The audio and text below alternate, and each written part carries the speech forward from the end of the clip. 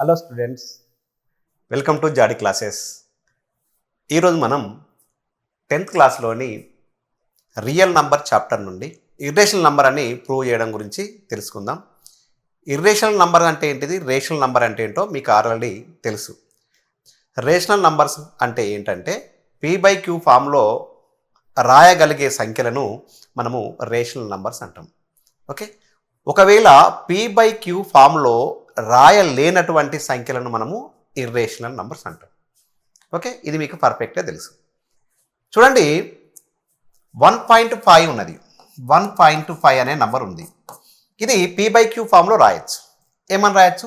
15/10. Okay, 5 3 జా 5 2 జా అంటే ఇది 3/2 అని రాయొచ్చు. అంటే ఇది P/Q ఫామ్లో మనం రాసినాం. కాబట్టి 1.5 అనేది ఒక రేషనల్ నంబర్. ఇది ఒక రేషనల్ నంబర్. ఓకే, అదే రకంగా 1.3271357 ... చూడండి, దీన్ని మనము ఇది రేషనల్ నంబరా ఇర్రేషనల్ నంబరా అని చూసినప్పుడు చూడండి, ఇది టర్మినేట్ అవుతలేదు, రిపీటింగ్ అవుతలేదు. కాబట్టి దీన్ని మనము P/Q ఫామ్లో రాయలేం. దీన్ని మనము P/Q ఫామ్లో రాయలేం. కాబట్టి ఈ నంబర్ని మనము ఇర్రేషనల్ నంబర్ అంటాం. ఇర్రేషనల్ నంబర్ అంటాం. ఓకే, ఇప్పుడు P/Q ఫామ్లో రాస్తేనేమో ఒక సంఖ్యను P/Q ఫామ్లో రాయగలిగితే దాన్ని మనము రేషనల్ నంబర్ అంటాం. P/Q ఫామ్లో రాయలేని సంఖ్యలన్నీ ఇర్రేషనల్ నంబర్ అంటామని చెప్పి మనం ఇక్కడ ప్రూవ్ చేయడం జరిగింది. ఓకే, అదే రకంగా √2 వాల్యూ. √2 వాల్యూ ఏమవుతుంది చూడండి, 1.414 ... ఇది టర్మినేటింగ్ డెసిమల్ కాదు, నాన్ టర్మినేటింగ్ రిపీటింగ్ డెసిమల్ కాదు. ఇదేమవుతుంది? Non terminating non repeating decimal. కాబట్టి దీన్ని మనము P/Q ఫామ్లో రాయచ్చా? రాయలేం. కాబట్టి √2 అనేది ఒక ఇర్రేషనల్ నంబర్. √2 అనేది ఒక ఇర్రేషనల్ నంబర్. అదే రకంగా √3 వాల్యూ చూసినప్పుడు 1.732 ... ఇది non terminating non repeating decimal. కాబట్టి దీన్ని మనము P/Q ఫామ్లో రాయలేము. కాబట్టి √3 అనేది ఒక irrational number.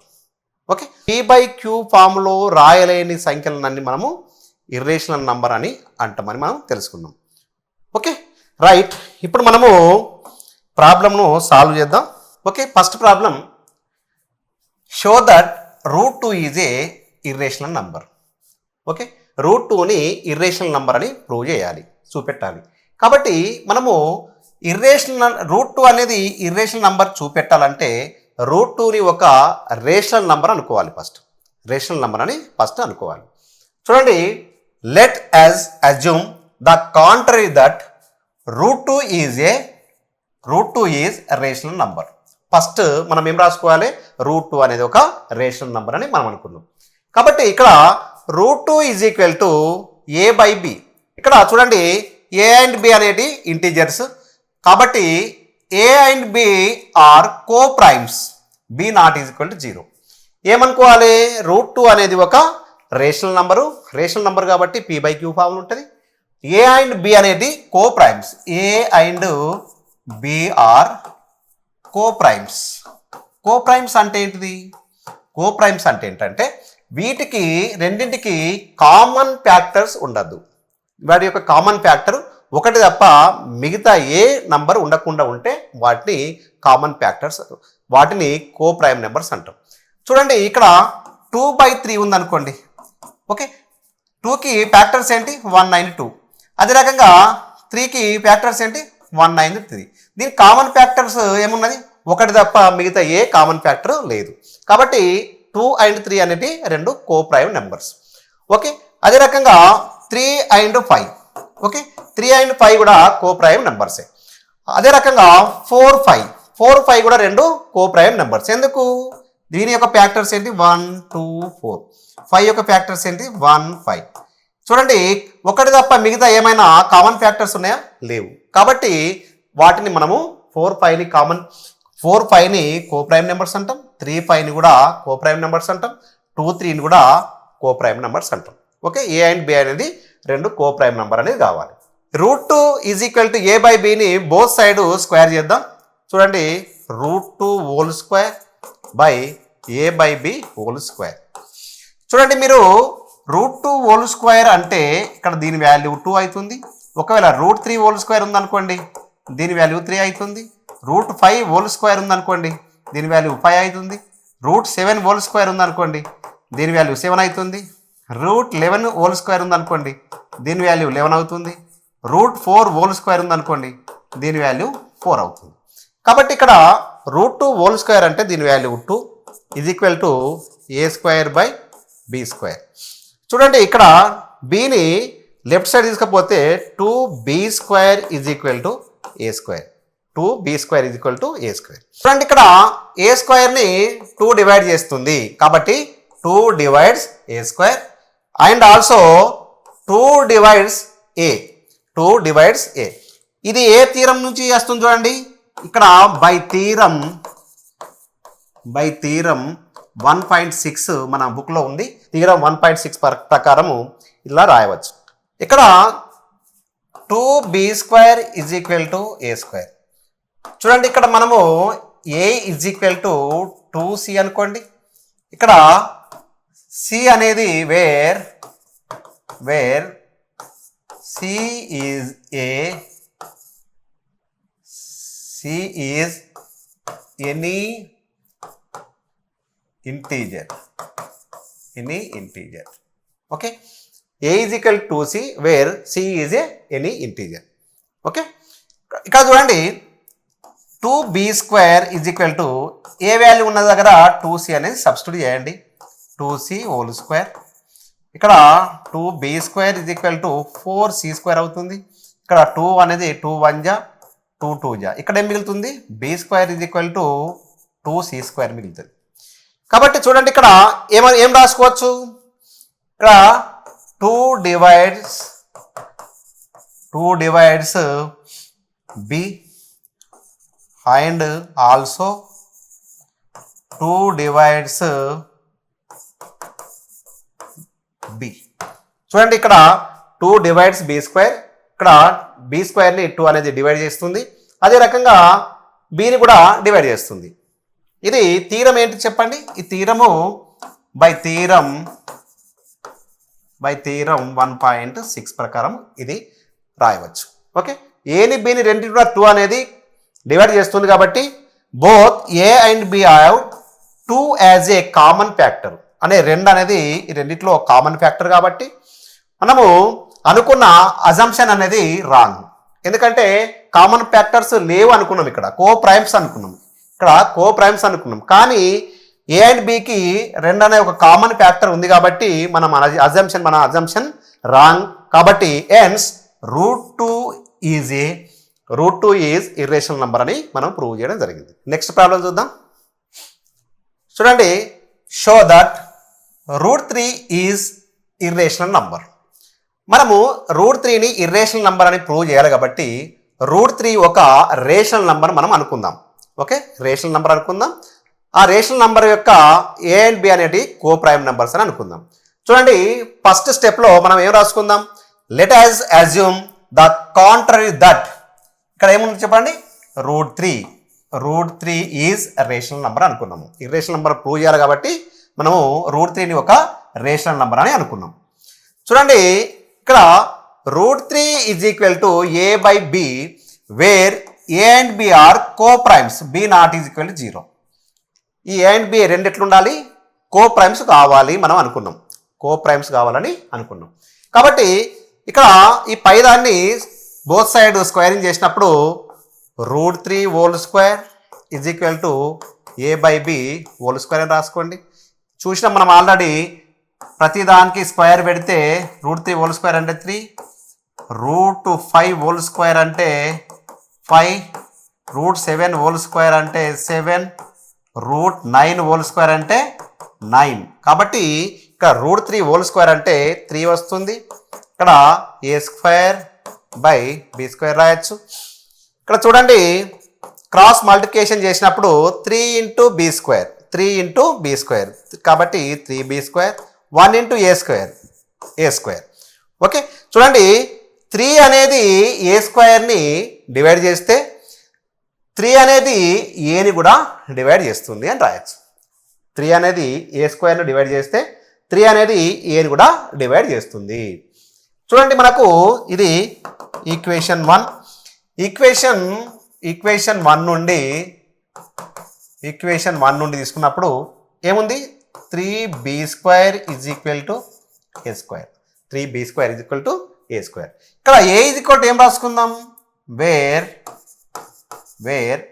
A is equal to 3c అనుకోండి. ఇంతకుముందు మనం ఏ ఈజ్ ఈక్వల్ టు 2c అనుకున్నాం. ఇక్కడ √3 ఉంది కాబట్టి మనము ఏ ఈజ్ ఈక్వల్ టు 3c అనుకోండి. c అనేది ఒక positive integer. c is any integer అనుకోండి. ఓకే, ఇక్కడ చూడండి 3b² ఈజ్ ఈక్వల్ టు ఏ దగ్గర మనం ఏమనుకున్నాం 3c అనుకున్నాం కాబట్టి 3c² ఇక్కడ 3b² is equal to 3c² అంటే ఏమవుతుంది 3c² అంటే 3² అంటే 9, c² అంటే c² కాబట్టి ఇక్కడ 9c² అవుతుంది. ఇక్కడ 3 1 జా 3 3 జా కాబట్టి ఇక్కడ b² is equal to 3c² అని రాయొచ్చు. 3c² అని రాయొచ్చు. కాబట్టి ఇక్కడ 3 divides b² and also 3 divides b. ఇక్కడ చూడండి ఏని కూడా 3 డివైడ్ చేస్తుంది, ఇక్కడ 3 కూడా 3 డివైడ్ చేస్తుంది. కాబట్టి both a and B are have 3 as a common factor. ఇక్కడ ఏను బిను రెండింటిని కూడా 3 అనేది డివైడ్ చేస్తుంది కాబట్టి ఏకి బికి రెండింటికి కూడా 3 అనేది ఒక కామన్ ఫ్యాక్టర్ అనుకుందాం. కాబట్టి మన అజంప్షన్ ఈజ్ రాంగ్. మన అజంప్షన్ రాంగ్ ఎందుకంటే మనం ఏమనుకున్నాం దీనికి ఇవి కో ప్రైమ్ నెంబర్స్ ఉండాలి అని అనుకున్నాం. ఏ బై బి ఫామ్లో ఉండాలి, ఏబీలు రెండు కూడా కో ప్రైమ్స్గా ఉండాలనుకున్నాం. కానీ ఇక్కడ కో ప్రైమ్ కాకుండా 3 అనేది ఒక కామన్ ఫ్యాక్టర్ వచ్చింది కాబట్టి మన అజంప్షన్ అనేది రాంగ్. కాబట్టి √3 is a irrational number. Hence √3 is irrational number. √3 is irrational number అని మనం ప్రూవ్ చేయడం జరిగింది. Okay right. చూడండి నెక్స్ట్ ప్రాబ్లం చూద్దాం. ఇక్కడ show that √5 is irrational number. Very important problem చూడండి. ఇది కామన్ బోర్డ్ ఎగ్జామ్లో 6 మార్క్స్కి అప్పుడప్పుడు వచ్చే అవకాశాలు ఉన్నాయి. 6 మార్కులకు వచ్చే అవకాశం ఉంది కాబట్టి మీరు పర్ఫెక్ట్గా దీన్ని నేర్చుకోండి. చాలా ఈజీగా √3, √2 అదే రకంగా √5 నేర్చుకుంటే మీరు ఈజీగా ఏ ప్రాబ్లం వచ్చినా మనం రాయొచ్చు.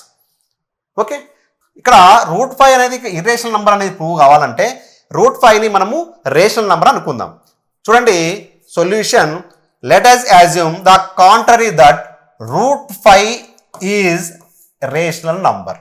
ఓకే, √5 అనేది రేషనల్ నెంబర్ ఉండాలంటే ఈ √5 అనేది రేషనల్ నెంబర్ కాబట్టి √5 ఏ రకంగా ఉండొచ్చు, మరి అది ఏ బై బి ఫామ్లో ఉండాలి, అంటే ఫ్రాక్షన్ రూపంలో ఉండాలి, ఏ బై బి రూపంలో ఉండాలి. కాబట్టి √5 is equal to A by b where a and B are co primes, b not is equal to 0. దానికి బి అనేది 0 కావద్దు, ఏబీలు రెండు కూడా కో ప్రైమ్గా ఉండాలి. కో ప్రైమ్స్ అంటే తెలుసు మీకు, 3 5 ఈ రెండు కూడా కో ప్రైమ్ నెంబర్స్, 5 6 ఇవి కూడా కో ప్రైమ్ నెంబర్స్, 7 8 ఇవి కూడా కో ప్రైమ్ నెంబర్స్. ఎందుకు, దీని యొక్క HCF అనేది 1 వస్తుంది, దీని యొక్క HCF కూడా 1 వస్తుంది, దీని యొక్క HCF కూడా 1 వస్తుంది. ఓకే, ఆ విధంగా కాకుంటే 7 యొక్క ఫ్యాక్టర్స్ ఏంటి చెప్పండి, 1 7. 8 యొక్క ఫ్యాక్టర్స్ ఏంటి చెప్పండి, 1 2 4 8. వీటి యొక్క కామన్ ఫ్యాక్టర్స్ 1 తప్ప మరి ఏ సంఖ్య లేదు కాబట్టి ఇవి కో ప్రైమ్ నెంబర్స్ అని మనం తెలుసుకోవచ్చు. ప్రతిసారి చెప్పని అవసరం లేదు. కో ప్రైమ్ నెంబర్స్ అంటే వాటికి కామన్ ఫ్యాక్టర్ 1 మాత్రమే ఉంటుంది, మిగతా ఏ సంఖ్య కూడా కామన్ ఫ్యాక్టర్స్ ఉండయి అని చెప్పి ఇక్కడ మనము చెప్పడం జరిగింది. ఓకే, కో ప్రైమ్ నెంబర్స్ అంటే మీకు పర్ఫెక్ట్గా అర్థమైంది అనుకుంటా. Okay, √5 is equal to A by బిని squaring on both side. Square చేద్దాం, √5 హోల్ స్క్వేర్, ఇక్కడ A by B whole square. Okay, చూడండి √5 అంటే చెప్పిన ఇంతకుముందే √5 వచ్చింది అనుకోండి, దాని వాల్యూ 5. √7 వచ్చింది అనుకోండి, దాని వాల్యూ 7. కాబట్టి దీని వాల్యూ 5. ఇక్కడ a² కాబట్టి a/b² కాబట్టి a²/b². చూడండి ఇక్కడ క్రాస్ మల్టిప్లికేషన్ చేయండి. క్రాస్ మల్టిప్లికేషన్లో 5b² is equal to 1 × a². ఇక్కడ a²ని 5 అనేది డివైడ్ చేస్తుంది కాబట్టి 5 divides a² and also 5 divide a. a²ను 5 divide చేస్తే ఏని కూడా 5 డివైడ్ చేస్తుంది. ఇది ఒక ఈక్వేషన్ 1. చూడండి ఈక్వేషన్ 1 నుండి ఏం రాసుకోవచ్చు? 5b² is equal to a². చూడండి ఇక్కడ మనం ఏం తీసుకున్నాం? Where A is equal to ఎంత అనుకుందని చెప్పండి. ఇక్కడ √2లో ఎంత ఉంది? 5 ఉంది కాబట్టి A is equal to 5c. c is any integer. c అనేది ఏదైనా ఒక ఇంటీజర్ అనుకోండి. ఇక్కడ మనము ఏ ఉన్న దగ్గర ఏమైనా సబ్స్టిట్యూట్ చేద్దాం. ఏ దగ్గర 5c పెట్టుకుందాం కాబట్టి 5b².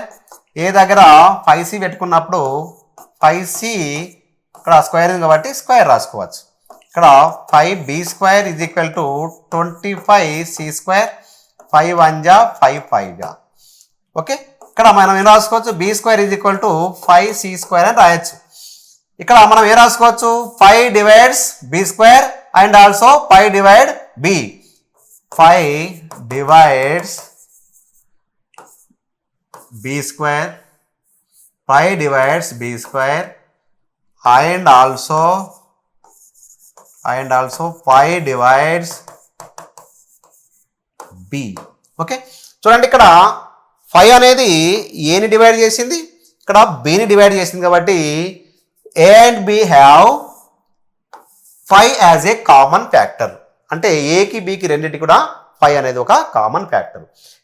Hour assumption is false. మనం ఎందుకు ఫాల్స్ అయింది? ఏ బీలు రెండు కూడా కోప్రైమ్ నెంబర్సే ఉండాలనుకున్నాం కానీ ఇక్కడ కామన్ ఫ్యాక్టర్ వచ్చింది. కామన్ ఫ్యాక్టర్ 5 వచ్చింది కాబట్టి అవి కోప్రైమ్ నెంబర్స్ కాదు కాబట్టి hour assumption is false. Hence √5 is irrational number. √5 is irrational number. చూడండి మనము ఫిల్లింగ్ ద బ్లాంక్స్ లాగా చేయడం జరుగుతుంది. ఈ ప్రాబ్లం ఫిల్లింగ్ ద బ్లాంక్స్ లాగా చేయడం జరుగుతుంది కాబట్టి మీకు ఆల్రెడీ కొన్ని బ్లాంక్స్ తీసుకున్నాను. ఆ బ్లాంక్స్ నేను పూరించడం జరుగుతుంది.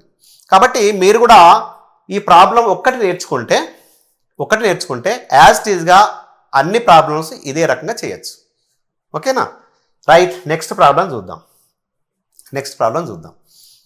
Okay, show that √7 is irrational number.